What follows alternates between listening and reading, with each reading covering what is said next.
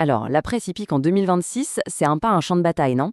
D'un côté, on a les journaux traditionnels avec leur savoir-faire, leur analyse bien posée, et de l'autre, les plateformes numériques qui arrivent avec leurs montagnes de données, leurs algorithmes. C'est un vrai labyrinthe d'informations.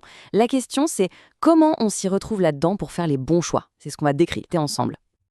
Le vrai problème aujourd'hui, ce n'est pas qu'on manque d'informations, c'est qu'on en a trop. On est complètement submergé de données, de pronostics, d'analyses dans tous les sens. Du coup, la question centrale, la seule qui vaille, c'est, au milieu de tout ce bruit, à qui peut-on vraiment faire confiance? En fait, le paysage médiatique est vraiment coupé en deux. D'un côté, la tradition, l'analyse poussée, la fiabilité qui a fait ses preuves, tout un héritage. Et de l'autre, l'innovation, le temps réel, le big data, la force de la communauté en ligne. Ce sont deux philosophies, deux manières de voir les choses qui s'affrontent, mais qui peuvent aussi, parfois, se compléter. Bon, voici le plan de match. D'abord, on va se pencher sur le défi du parieur moderne. Ensuite, on explorera les piliers de la tradition, puis la nouvelle vague numérique.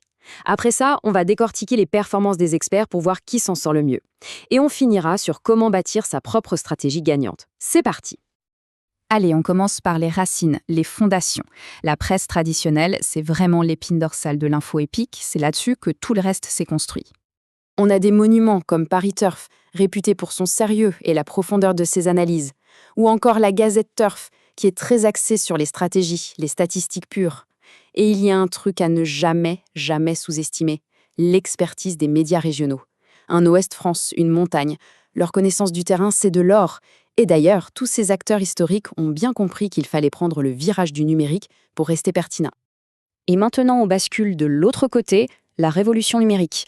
Là, tout s'accélère. On entre dans le monde de la technologie, de l'instantanéité et de l'échange communautaire. Des sites comme Genie.com ou canalturf.com, par exemple, ils utilisent l'intelligence artificielle pour analyser des tonnes de données, pour trouver des schémas que de humains ne verraient pas. Zturf, eux, vont encore plus loin en intégrant directement l'information et la prise de pari.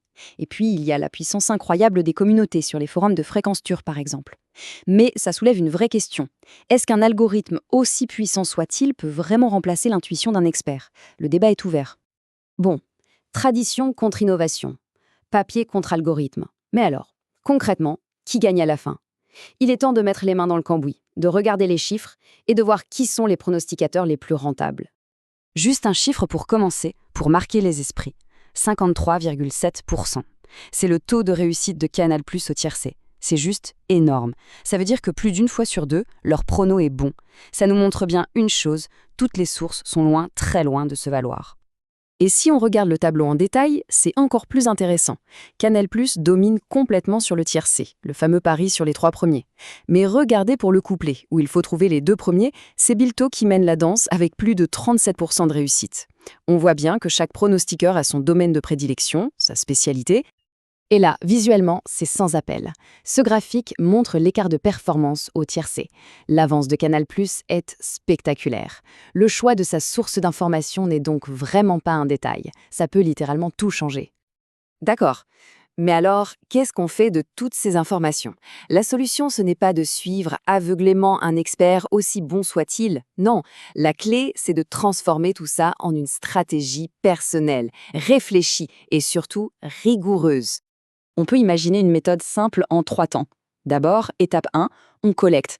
On va piocher des infos un peu partout, dans la presse tradie comme sur les sites web.